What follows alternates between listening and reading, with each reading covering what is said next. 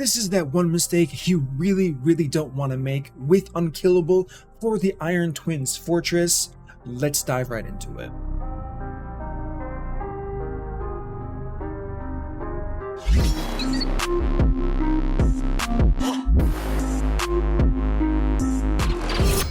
What up, team? It is your boy MurderInc here, talking about Iron Twins Fortress. It's live, people are grinding, they're getting their immortal soul essence, eternal soul essence, mortal soul coins, all of that currency, they're getting their awakening things, and new videos are coming out about strategies that you can use to beat this dungeon. It is rotating affinities, and one of the things that's coming out now is unkillable teams, and I'm seeing the worst thing ever. I'm seeing players, and this is what I'm trying to stress about this video. There's nothing wrong with making an unkillable team for the Iron Twins Fortress.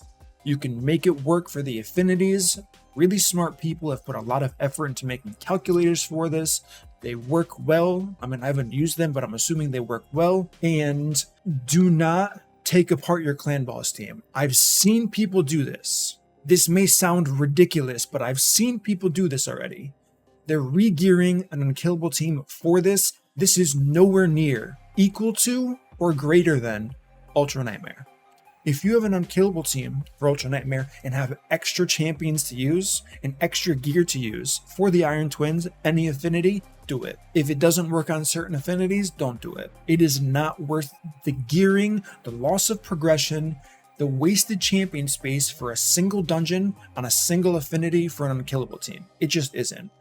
Now, if you're endgame and you have Helicath, you had nowhere to use them. Everyone who's endgame has been farming clan boss, 1 key Ultra Nightmare, 1 key Nightmare, 1 key Brutal, and if you have your 4th key, you do whatever you want. You can use him for an unkillable team for the Iron Twins Fortress for sure. It's going to take longer. I've seen people using Paragon, it taking 5 minutes if you have good gear. If you don't have good gear, it's going to take you like 15 minutes.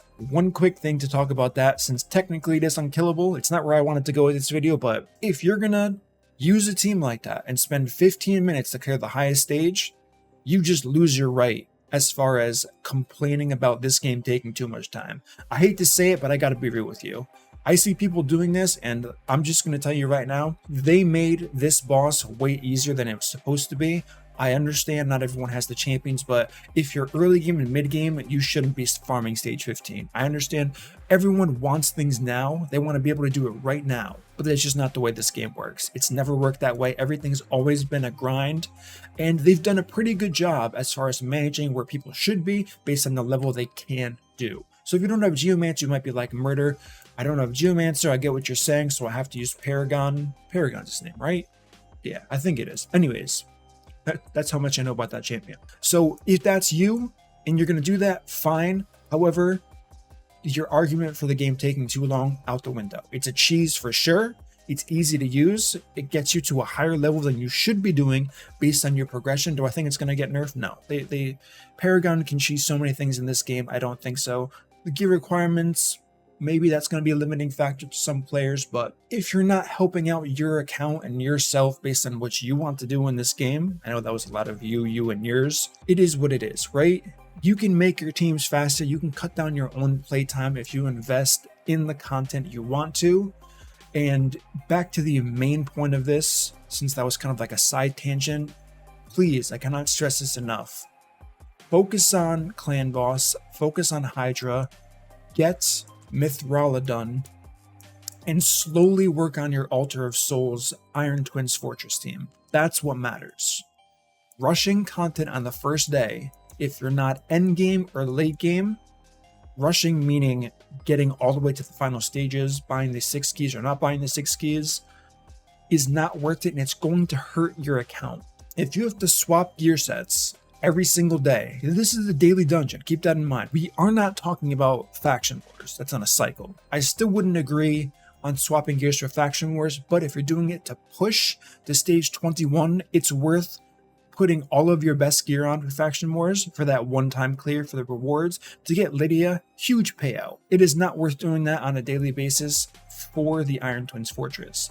And I see people, I wouldn't be making this video if I didn't see enough people for it to be concerning, for people seeing these brand new hyped up Iron Twins Fortress videos about Unkillable. It's crazy easy, the speeds look very appealing to people, they have the champions, and they're just sidelining clan boss.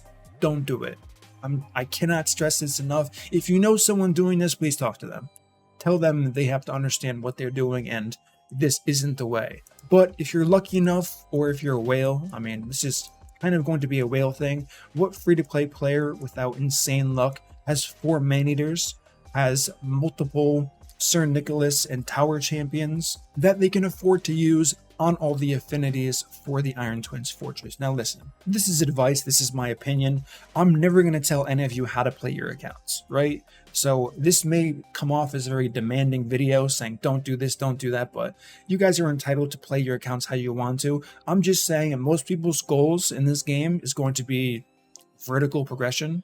You can even say horizontal progression. It's kind of like a side thing, but you do what's fun in this game. If you want to only focus on making a manual clan boss team, and I've seen this, this may sound ridiculous to you guys, but I've seen this. People enjoy manual and clan boss. It's a thing. You play this game to have fun. So if you want to push Iron Twins Fortress and completely dismantle your clan boss team, you can. Just don't do it thinking that it's going to be the efficient move. And people are thinking that. So wanted to make this video, wanted to get it out there because I do see lots of Unkillable videos circulating. Now, don't take this as me trying to discredit Unkillable videos. They're viable. They're not going to be fast. They're not going to be as efficient as the Geomancer teams, even though some of them use Geomancer, which is kind of a confusing thing for me. Another side tangent here. If you have Geomancer, why are you building an Unkillable team? You're just slowing down your key, making you play the game for more time. I already gave you guys all the tools to make a minute team based on your progression level by just using 4 supports plus Geomancer. Now, if you want to do that with Unkillable, fine. You don't need to speed tune anything. You just have to watch the turn meter bar and the speeds of your champions. Based on the stage you're doing, I explained it pretty well in my video. So I'm a little bit confused on that aspect of it. But outside of that, one of this game's to have fun. That's my kind of take on this as far as what I've seen people doing.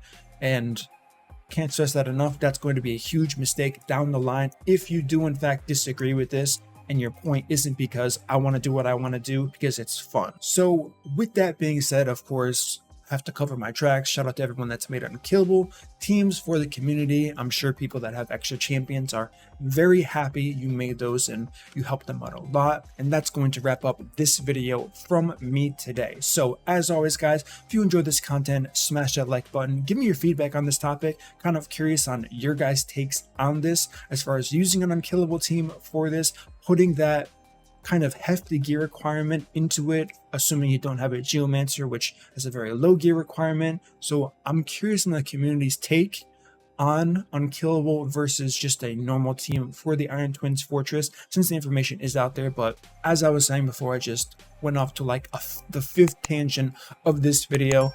If you enjoyed this content, smash the like button, subscribe, turn the notification bell, and I will see you all in my next upload.